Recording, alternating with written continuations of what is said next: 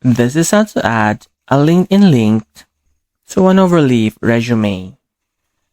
Go to Overleaf and select a resume you want to add a LinkedIn link. Let's say this one. Then if you want to add a link, we will use a package.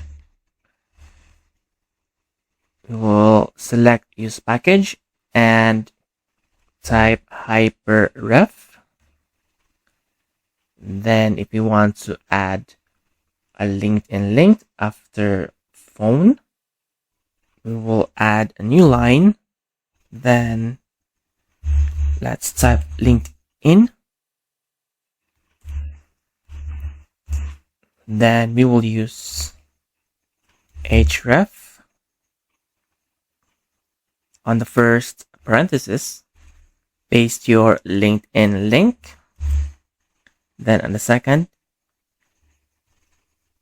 you can just say LinkedIn. And we will remove HTTPS. And then we will recompile.